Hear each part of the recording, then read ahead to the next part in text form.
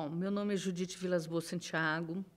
Eu trabalho na universidade desde 2003. Iniciei como convidada da professora Maria do Carmo Menicusti, como coordenadora da área da cegueira, no NAI, no Núcleo de Apoio à Inclusão. Logo em 2003, 2004, por causa da Constituição, do decreto e das leis, as universidades tinham que se organizar para ter um núcleo que atendesse a todas as deficiências. A professora Maria do Carmo, ela que tem uma expertise nisso, foi convidada pelo reitor na época, e aí ela foi buscando pessoas que tinham que ela confiasse para fazer isso. Então, fui eu, enquanto deficiência visual, baixa visão, a Eliane na área da surdez e deficiência auditiva, a Nivânia na área de deficiência física locomotora. 3 áreas, 3 cursos totalmente diferentes. Eu, finalizando a pedagogia, eu ainda não era pedagoga. A Eliane, formada tinha pouco tempo em letras, e a Nivânia, terapeuta ocupacional. Então, assim, nada a ver e tudo a ver. Então, assim que iniciou o meu trabalho aqui, dentro da coordenação da área da cegueira no Núcleo de Apoio à Inclusão. E, naquela época, em 2004, quando inicia, todos nós entramos como funcionária. Passamos a ser professora, posteriormente, devido ao curso que foi implantado ligado ao NAI, que foi o curso de Tecnologias Assistivas, Libras e Braille. Hoje, eu continuo na pedagogia, dando aula de deficiência visual na ênfase. Hoje é ênfase, né? Na necessidade, porque naquele tempo não era assim, era um curso voltado realmente para todas as necessidades especiais, hoje não. E estou também no direito. Estou terminando meu doutorado em direito. O meu mestrado foi na educação, foi na Federal, meu mestrado foi na tecnologia assistiva. A minha preocupação sempre foi as pessoas com deficiência, mas, nesse caso aí, foi literalmente como era o processo do EAD, né? Não somente EAD, mas virtual, para as pessoas cegas. E como experiência prática, eu tenho um filho cego. Então, a partir disso tudo, esse incômodo, né? Então, a pedagogia veio pelo incômodo, o mestrado veio pelo incômodo, a especialização, e o doutorado veio para fechar o incômodo de ver as pessoas ainda sendo invisíveis a uma sociedade.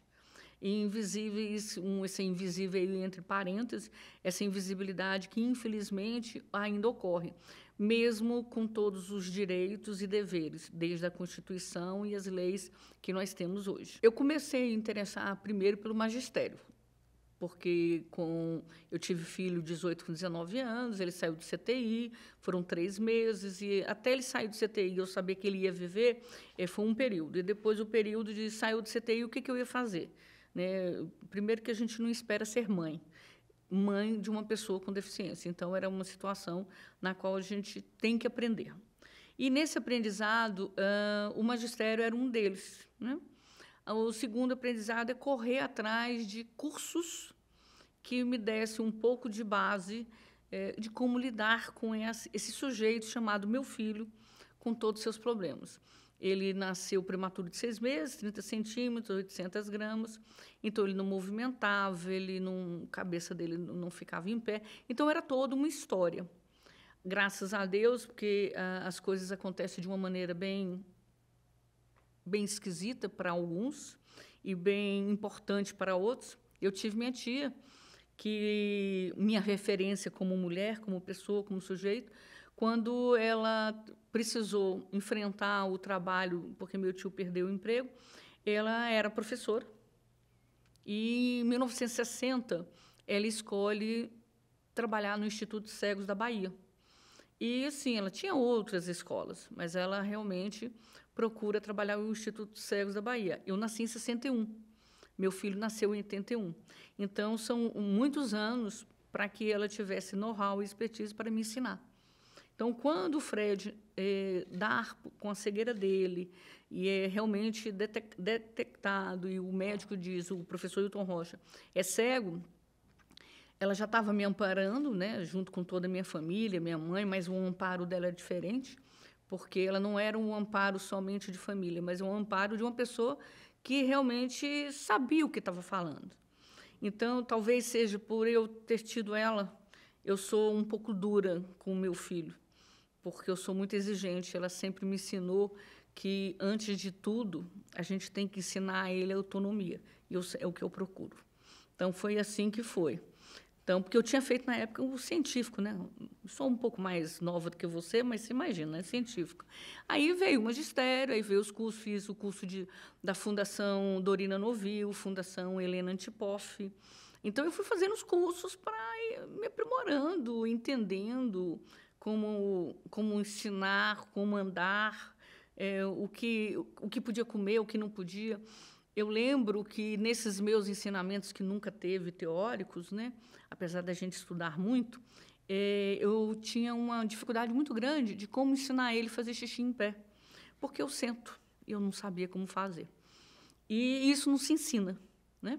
Não se ensina em livros, não se ensina em lugar nenhum. Então, todas essas fundações, tanto a Dorina Novil, como a Fundação Helena Antipoff, o Instituto Benjamin Constant, eles me deram um apoio, mas o maior apoio era minha tia dizer assim para mim: você tem que descobrir o melhor para ele. Não é fácil, porque ali não era um experimento, era meu filho, né? É o meu filho. Então, isso sai da zona de você ensinar para o outro, né? Para se colocar com o outro. E é difícil, não é fácil. Sempre a pessoa com deficiência. Lógico que, assim, eu não quero focar só a pessoa com deficiência, porque eu descobri há muitos anos que somos todos deficientes. A diferença é que essas pessoas precisam, de algum momento, mais vozes do que nós que somos ditos normais. Nós temos as nossas deficiências aparentes, interiores, mas eles, além de ter aparente interiores, eles têm física, eles têm pronta. Então, assim, sempre foi o meu foco, sempre. Não é que eu vou dar solução, porque, apesar de ter trabalhado na educação, estar trabalhando nas ciências sociais, no direito, né, que é a aplicação, apesar de tudo, eu não vou solucionar.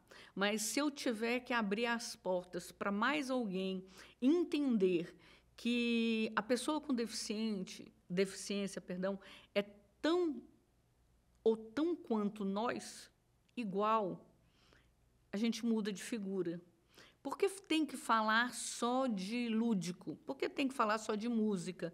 Por que tem que falar só do direito humano? Por que tem que falar só de Foucault? Por que não pode focar isso tudo dentro da pessoa que está ali? Porque você é uma pessoa com deficiência, mas você também tem outras questões. E isso não é falado, não é discutido, não é dito, né? Hoje nós falamos muito mais devido à própria posição que nós temos de governo, de sociedade. Então, aquilo que antigamente era escondido, hoje já está muito mais visto. Mas, de qualquer maneira, o visto não praticado, ele não é visto, ele fica no teórico. Falar da teoria é ótima, mas praticar é outra coisa. Então, eu sempre procuro pesquisar essa linha para dizer assim, vamos na prática. Eu dou aula de mediação, dou aula de formação de resolução de conflitos, que é a teoria para você entrar na prática de mediação no curso de Direito.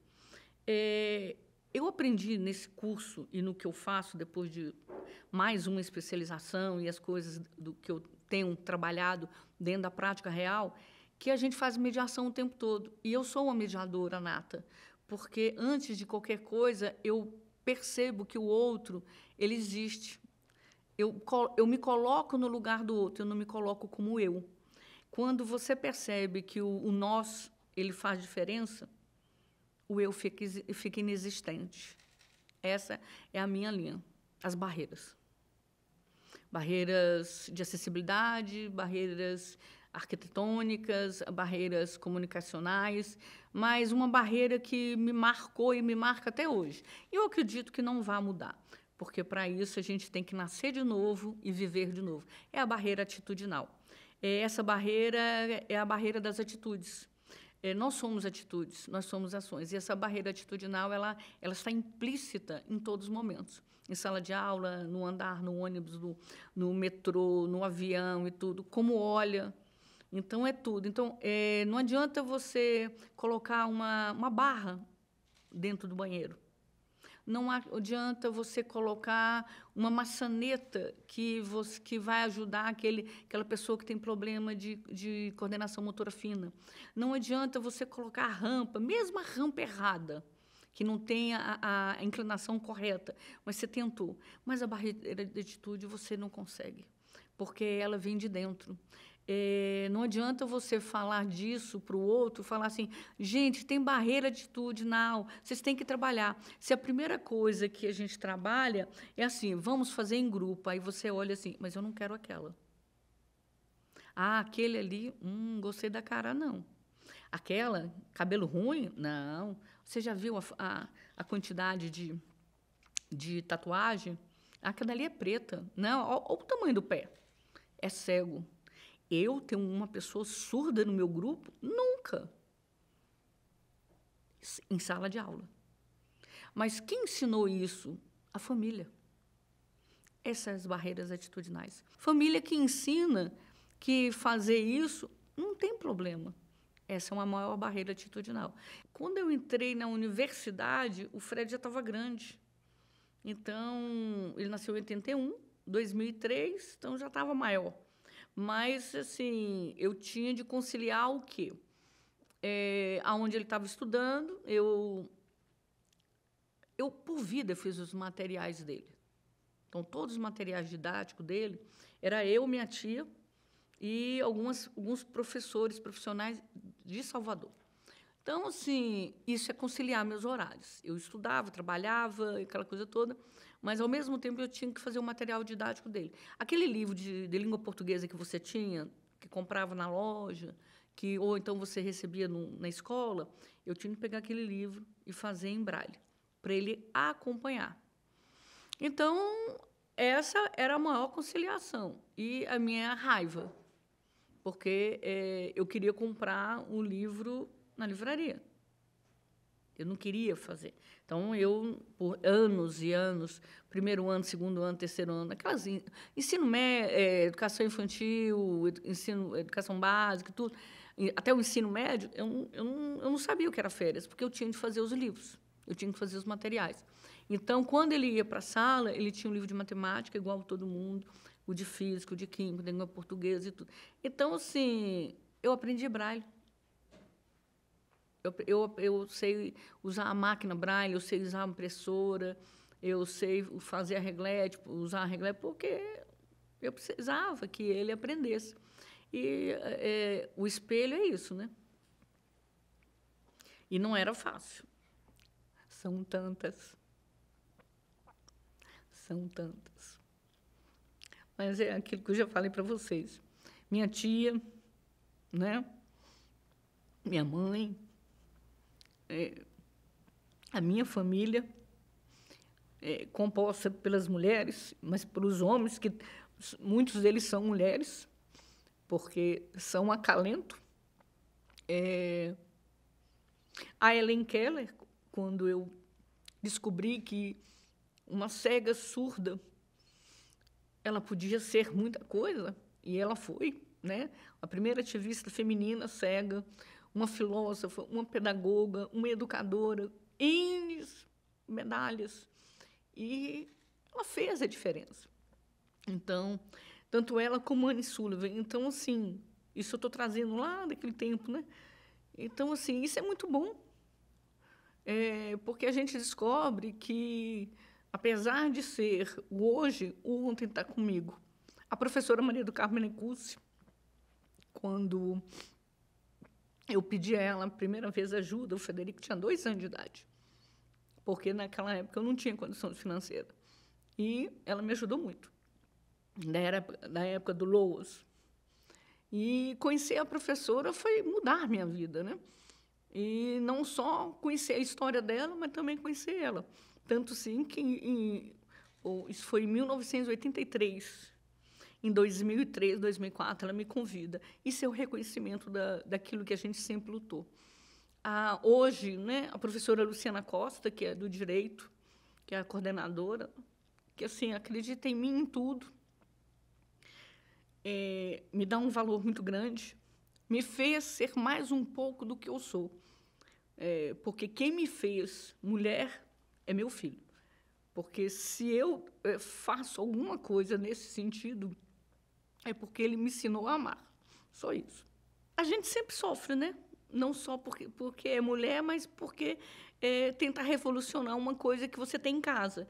Porque quando eu não entrei com a teoria, eu entrei com a minha prática. Entrar com a prática é discutir com profissionais, com professores, nada como pensar, né? Que acham que a teoria é tudo. E entre a teoria do escrito, eu tenho uma prática da vivência. Então a gente sofre, não tem como a gente não sofrer. Muitas vezes eu tinha embates porque eu falava assim, pessoal, não é isso. Quando eu era mais firme com um aluno ou com algum curso, mas coitado, ou então assim, é difícil fazer isso. Você já tentou? Né? Então, assim, e não era só porque eu era mulher, era porque eu era mulher, na época funcionária, porque eu ainda não estava na formação da graduação, eu ainda não tinha finalizado, então eu tinha uma série de situações que era embate. Eu não era uma voz qualquer, era uma voz de pessoas que ainda eu tinha uma vivência e uma teoria que não era graduação. E que é interessante, né? Como o tal do certificado faz com que o outro ache que a gente é diferente, né? E não vale nada. Aí na pesquisa é as mulheres. Porque aí é um incômodo, eu falo que sei, né? Não sou psicólogo, mas parece que é um incômodo do ser mãe, né? Como você disse, eu não gosto muito dessa palavra, você utilizou, mas é isso, o cuidado. Eu sempre falo, nós não somos cuidadoras, e nós não temos que fazer assistencialismo, mas são as mulheres, neste ponto, são as mulheres. Né? 90%. Agora, eu sempre volto àquele negócio, o problema é que muitas dessas mulheres falam da teoria, mas não têm a prática. Não tem a convivência, não tem a vivência. Nunca ficou dentro de um São Rafael, de um Instituto Benjamin Constant, nunca conviveu. As mulheres que passam a pesquisar, algumas, não são todas, são aquelas que têm um trabalho fino, como a Fundação Lara Mara.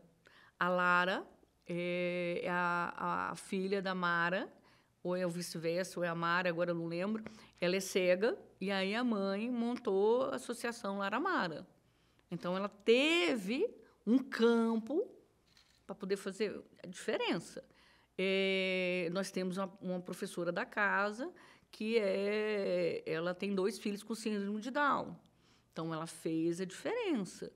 Então, assim, o pai também faz, mas ela movimentou a diferença. Então, assim, sempre ali a associação Ela, que é essa de atrofia, que, né, a pessoa tem uma atrofia demais, ali no Anchieta, é uma mulher que teve um filho que estava com ela até morrer. Então, assim, a gente vê esses casos. Aí, sim. Então, e não vou dizer 100%, mas eu digo que 50% dos homens não dão conta de conviver com a deficiência do outro. Mas não é porque eles não dão conta, é porque eles não percebem que a deficiência é deles. Né? Então, como eles lutam o tempo todo, a deficiência sempre é dele. Até um dia que... Então, assim, dentro das pessoas com deficiência, quem destaca são os homens. Ao meu ver, principalmente na área da cegueira. Na cegueira e na surdez. E, dentro do pesquisa, são as mulheres. Eu trabalho coordenando em concursos pessoas com deficiência. E um deles, né, eu sempre, quando eu pego, chamo gente para trabalhar comigo, para ser fiscal especial, eu falo que ser fiscal especial, eu treino, eu converso, mas assim, amor, boa vontade, bom humor e ser despido de qualquer coisa é o essencial. Fazer a diferença é o passo. Limites não existem. Viver basta querer. Mas se nós, mulheres, não quisermos mudar isso, nada vai mudar. E não quer dizer que você não consiga. Quer dizer que você pode. E o poder é tudo. Eu tenho um sonho, viver. Por que não viver? Então, assim, quando a gente encara isso, ser mulher é muito bom.